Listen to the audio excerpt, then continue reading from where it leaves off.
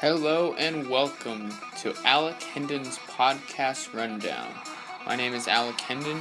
I don't have a very original title for my podcast, as this is something new to me, but I'm a freshman here at the Cronkite School at ASU, and I'm a sports journalism major, and by far my favorite sport and the sport that I have the most expertise is in baseball.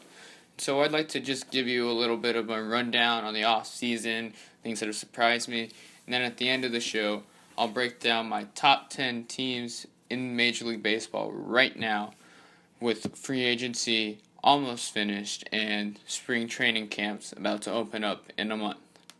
So I would say for sure the biggest surprise of the offseason would be the Arizona Diamondbacks with their monumental signing of Zach Greinke from the rival Dodgers in the NL West. 6 years, $206 million. It broke the record for annual salary for a pitcher, and it blew the Diamondbacks' largest contract for a player, which was previously Yasmani Tomas from a year ago, which was 6 years, $68 million, compared to Greinke's, which was the same amount of years, but $206 million. So that was definitely a surprise. And then they go out and they trade for Shelby Miller, because pitching was definitely a sore spot for the Diamondbacks a season ago, and they knew for sure if they wanted to compete, because they did have statistically second best offense in the National League and the best defense according to the metrics in the big leagues last year. And they were a 79-83 team last year, so they felt that if they went out and got two ace-type pitchers, they could definitely make some noise in the National League West this year. Another surprise would, I'd say, be the New York Yankees.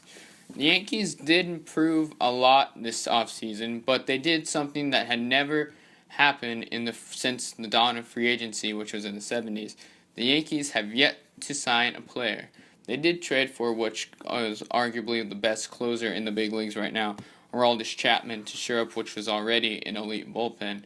And they went out and acquired Starlin Castro to man second base from the Cubs, giving away Adam Warren, which was definitely a very, very good move, in my opinion, to help the Yankees as they shored up at second base. They got a 25-year-old Starlin Castro who has a very good chance to rebound from past struggles, and he did show a big advance defensively from years at shortstop, where he was always labeled as someone who might have been a little lazy, a little lapsed, and the glove would only carry over if he was swinging the bat well. But we'll see how he does in the Bronx, especially. I think he'll do much better facing American League East pitching compared to National League pitching. And now I'd like to translate into who I believe are the top 10 teams in Major League Baseball right now. And I'm going to start from 10 and make my way down to 1. Number 10 is the team I just mentioned, the New York Yankees. I love their bullpen. They basically only need to get their starters through about 6 innings, and they have a very, very strong chance to win. Between a Miller, Betances, Chapman, I know George Girardi said going into spring training, Chapman will be the closer, but you can mix and match those three, and you'll have a very elite bullpen. Number 9, I'm picking the team that won the American Wild Card game a year ago and got their hearts broken in the ALDS, the Houston Astros. They obviously have a young stud named Carlos Correa, heading his first full season of the big leagues. I know some people are already calling him the best shortstop in baseball right now. I'm not willing to do that yet, but he's definitely talented for sure. Plus some good young pitching. They went out and acquired closer Ken Giles from the Phillies to ensure they're back in the bullpen. This is a team that also bites the strikeout bug, but they also hit a lot of balls out of the ballpark, and I see their success translating well into the 2016 season. The 8th team I have on my top 10 list is a perennial powerhouse in the National League. That was the National League Central champions from a year ago, the St. Louis Cardinals. What can be said about the Cardinals? Even when people think they're down, they're going to be right there. And they're a very talented team. Great manager, Mike Matheny. Yadier Molina has been a leader. He's one of the smartest baseball players in the league. He knows how to handle young pitchers, and they definitely have a great young staff. They did lose a little bit out in free agency, losing both Hayward and Lackey to the rival Cubs, which might sting a little bit more for Cardinals fans, but don't worry. I wouldn't worry about this team. They're getting Wainwright back. They have Waka. They have good young position players, Colton Wong, Randall Gritchick, players like that to complement a Molina and a Holiday as the veterans. And I see a bright team in 2016. Number 7 on my list is probably the unluckiest team in baseball right now, in my opinion, the Pittsburgh Pirates. 3 straight trips to the postseason, but only twice have they gotten past the National League wild card game. And it's rather unfortunate because they're a very, very talented team, but they run into troubles in the one-game playoff. But, very good bullpen, good starting pitching, great outfield, perhaps the best in the big leagues with McCutchen, Polanco, and Starlin Marte, so they will be just fine. My 6th team on my list is an even year, so they might be at number 1 at the end of this year, is the San Francisco Giants. It's an even year, and they look good. They made some great free agent signings. I like the Denard Span signing to man center field in the leadoff position. Johnny Cueto can fit into the 2-hole, and he's definitely been one of the top pitchers in the National League the last few years. He struggled a little bit in KC. I chalked it up to new batters, facing one more hitter in the lineup with the designated hitter, and I think he's going to have a lot of success in San Francisco. And don't forget about Buster Posey. A healthy Hunter Pence will make a huge difference.